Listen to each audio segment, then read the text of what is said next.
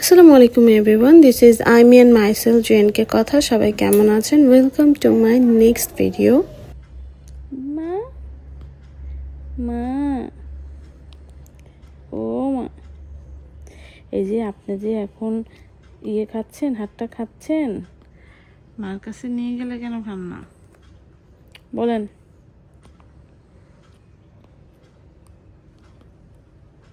এটা ছিল দ্বিতীয় দিনের ভিডিও। এই সময় বাবুকে আমাদের কাছে দিয়ে দেওয়া হয়, আর বিথি আসেনি কারণ ওকে দেওয়া হয়নি, ওর অনেক বেশি হাই প্রেশার ছিল যার জন্য ওকে দেওয়া হয়নি। এটা ভোর 5:40 শেষ সময় আর কি ছিল। এরপর সকাল 10:45 কিংবা 11:15 দিকে হয়তো বা বিথিকে দেওয়া হয়, তাও আমরা যে চাওয়ার পরে তারপর ওকে দিয়ে যায়। তো ওই সময় আমি ঘুমাচ্ছিলাম। 5টার পর যখন আমি ঘুমাই, তারপর আপু আর আমাকে ডাকে না, বিউটি আপু বাবুকে দেখে, বিউটি আপু। আর পরে আপু, আমি যখন চোখ খুলেই দেখি বিথি আসছে। সো দুপুরবেলা ওঠার পরে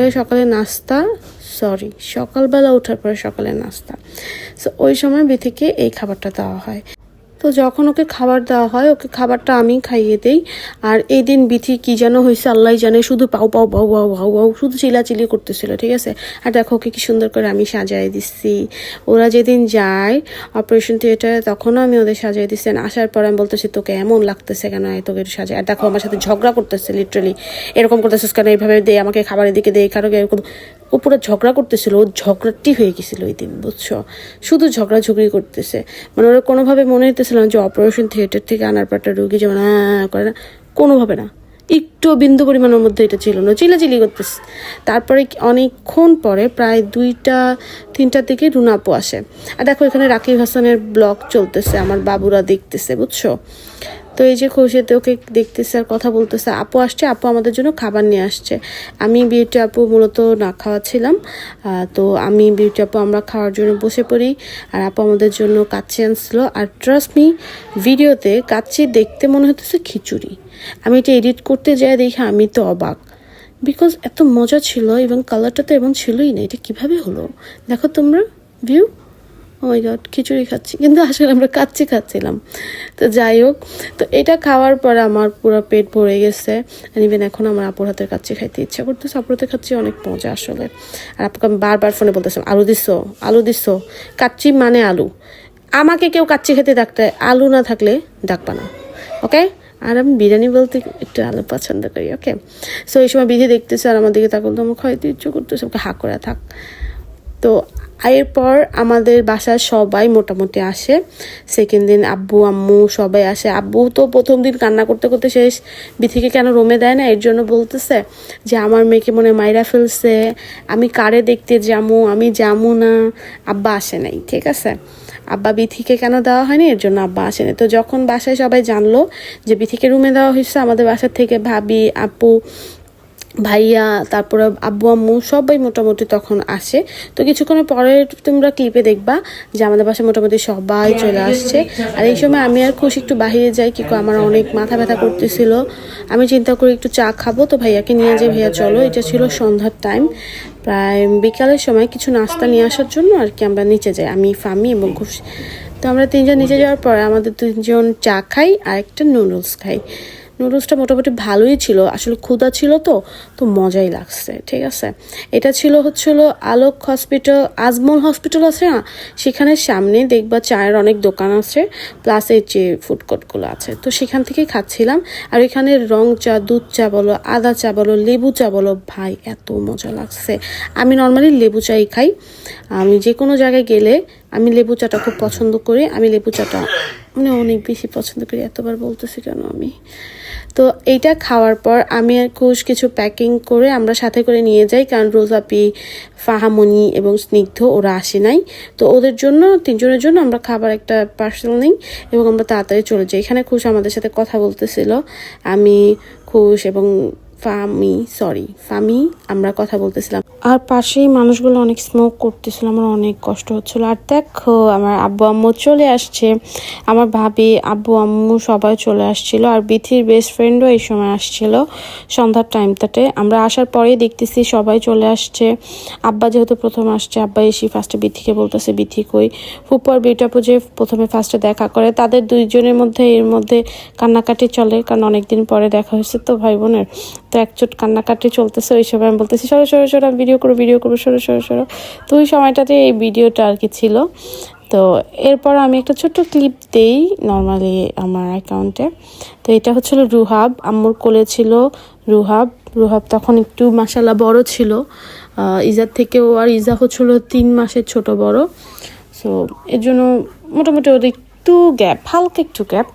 তো যাই হোক, এই যে এখন ইজাকে আব্বু দেখবে, সবাই দেখবে। আম্মু আসছে, আম্মু দেখতেছে, আম্মু ডাকতেছে বোন বোন বইলা। বড় ফুপু ডাকে বইনি, আম্মু ডাকে বোন বোন, ঠিক আছে। তো এই দুজনেই খেলতেছে। আর আমাদের বাসার মধ্যে একসাথে দুইটা খুশি। তো সবাই না, একজনের কোলও খালি থাকে না। ওরা যখন একসাথে আসে একজনের কোলও খালি থাকে না, এই না এরকম করে সবাই ব্যস্ত থাকে। তো ব্যাপারটা সুন্দর, ভালো লাগে জিনিসটা। আর আব্বু এই সময় এটা বলতেছে ওইটা বলতেছে, আমরা সবাই শুনতেছি। 2 মিনিট পরে আব্বুর একটা ক্লিপ আসছে, হ্যাঁ আমি এটা দিব, তোমরা দেখো। এই সময়ে শুধু একজনই মিসিং ছিল, সে হচ্ছিল আমার বড় দুলাভাই। যখন আমাদের রুহাব হয় তখন দুলাভাইয়ের ট্রেনিংয়ের জন্য দুলাভাই চলে যায়, ঠিক আছে। ট্রেনিং মানে 5 দিন বা 3 দিন পরে দুলাভাই ট্রেনিংয়ের জন্য চলে যায়। 3 মাস 3.5 মাসের মতো ছিল এখানে। এরপর ইজা হওয়ার আগে তারপর দুলাভাই হয়ে যায় ট্রান্সফার। তো দুলাভাই আমাদের এখানে ছিলই না, দুলাভাই ছিল চিটাগাংয়ের ওইখানে। তো দুলাভাইয়ের এই যে বিকালে হয়তো বা কালকে আসবে, আজকে যেহেতু তৃতীয় দিন যেদিন আমরা রিলিজ হয়ে যাবে সেদিন দুলাভাই আসবে। তো তোমরা এখানেও দেখবা। তো এই একটা মানুষ ছিল না, আর বাসার আমাদের মোটামুটি সবাই আসছিল। ভাইয়া ছিল, ভাইয়া আবার বিকালে যায় আব্বু আম্মুকে নেওয়ার জন্য। তখন আবার ভাইয়া এসে সবার সাথে দেখা করে চলে যায়। আর এই যে আমরা তখন দেখো এই ক্লিপটা কি সুন্দর লাগতেছে না, মাশাআল্লাহ। এগুলো সব আমার বোনের ভাইয়ের বাচ্চারা, আর এগুলো সব আমার বাচ্চা, বুঝছো। তো সবাই যখন কোশ্চেন করো তখন আমি কী বলবো বলো, আমি তো মা ওদের, তাই না। এখন এই যে এখানে সবাই গল্প করতেছে। তখন হসপিটালে কিন্তু এত মানুষ অ্যালাউ থাকে না। তো আমাদের কাছে শুধু বারবার ওনাদের অবজেকশন আসতেছিল যে এত মানুষ থাকা যাবে না, রোগীর সাথে এত মানুষ থাকাটা ঠিক হবে না। কিন্তু আমরা কি করব বলো, আমাদের পরিবার তো বড়, এখানে তো আমরাই ছিলাম, তাই না। তারপরও কতজন, এখন এটা তো কিছু করার নেই। সবাই টোটালি আসতে গেলে আমাদের তো হবে না, ঠিক আছে। আমাদের বাসায় যখন রান্না হয়, মেহমান আসে, তখন এত বড় আবার আম্মুর পাতিল তোমাদের দেখাবো, এত বড় পাতিলে রান্না করে, কারণ আমরা অনেক মানুষ, ঠিক আছে। আর রান্না করতে গেলে আমার ছোট হাতের কড়াই রান্না আমি পারি না, বিকজ ওই যে বড় করে অভ্যস্ত না, তার জন্য বড় কড়াই আমার পছন্দ। তো এখানে বিথি শুয়ে আছে, সবাইকে দেখতেছে। আমার কাছে ব্যাপারগুলো অনেক কিউট লাগতেছিল। আমার মা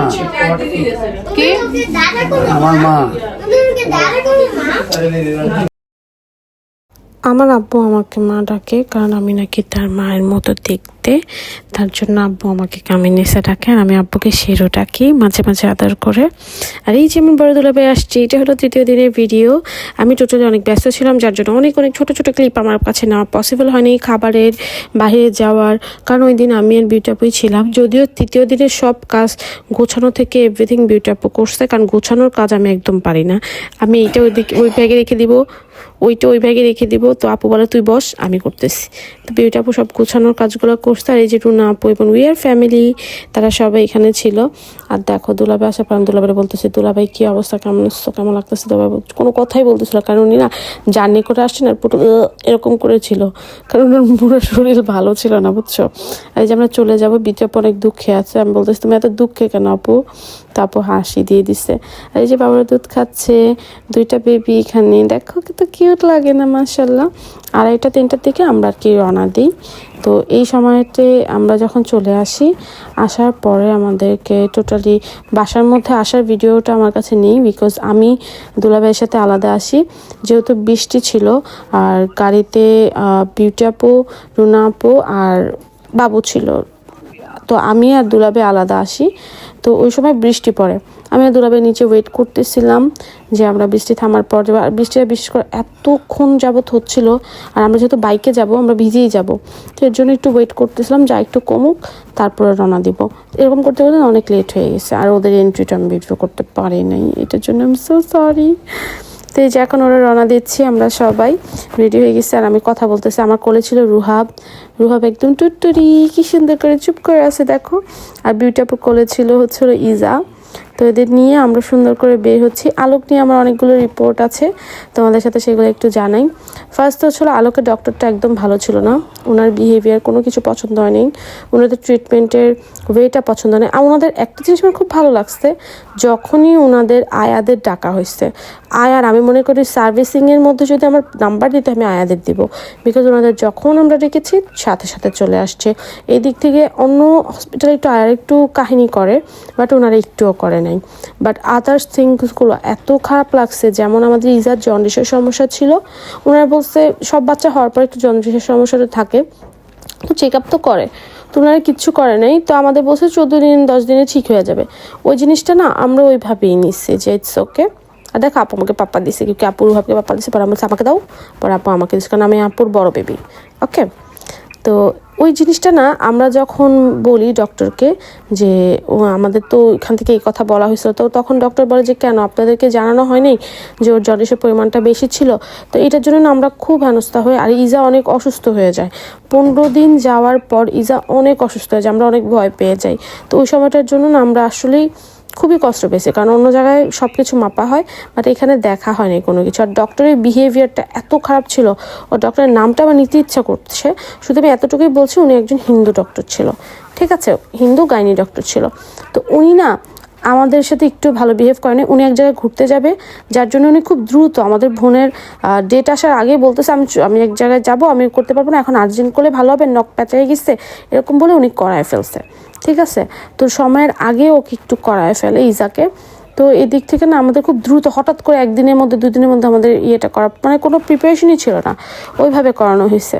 সো এই দিক থেকে না আমরা ডাক্তারের প্রতি একটু আর আছে না। আমি রুগীটা দেখার পরে একটা রুগী আমরা দেখলাম, তারপরে রুগীটার কী অবস্থা, কেমন আছে, রুগীর সমস্যা হচ্ছে কিনা কোনো ডাক্তার জানে না। উনি গেছে 3 দিন যাবত আমরা কোনো খবরই পাইনি ওনার।